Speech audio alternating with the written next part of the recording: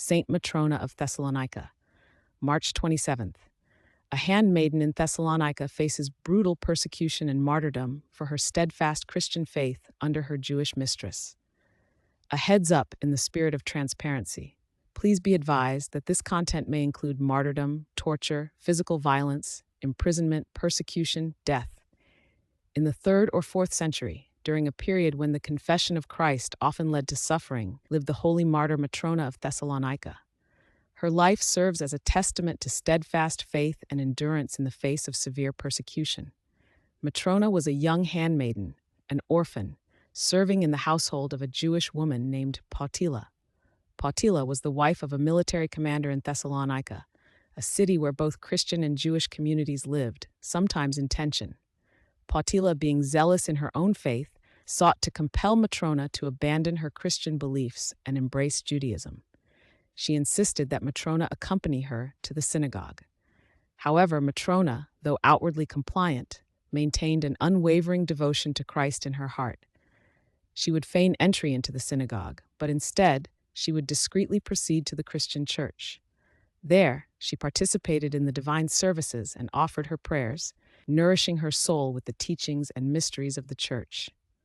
Her attendance at the Christian assembly was a secret act of worship, a quiet but firm witness to her Lord. This hidden devotion could not remain concealed indefinitely. One day, Pautila discovered Matrona's practice. Enraged by what she perceived as defiance and apostasy from the path she wished Matrona to follow, Pautila confronted her handmaiden. "Why do you not want to go to our synagogue?" Pautila demanded, "but instead go to the Christian church?"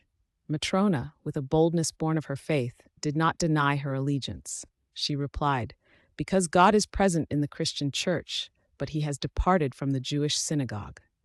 This direct confession of Christ and the truth of his church ignited Pautila's fury.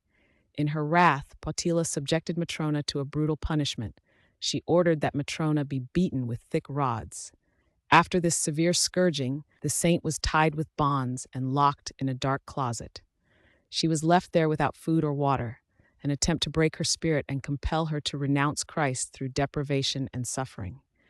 Yet Matrona remained firm in her confession, enduring the pain and isolation with prayer. By the following morning, a miraculous event had occurred. When Pautila opened the closet, she found Matrona loosed from her bonds. The saint stood within the dark space, praising Christ with a joyful heart, her spirit unbroken by the ordeal. This sight, rather than softening Pautila's heart, only intensified her anger. She perceived it as a further act of defiance, failing to recognize the divine intervention at work. Pautila then commanded that Matrona be beaten even more mercilessly, to the point where her body was near death. Following this second, more severe beating, Matrona was imprisoned once again, this time for 4 days, still without sustenance. Despite the prolonged suffering and deprivation, Matrona's spirit remained committed to Christ.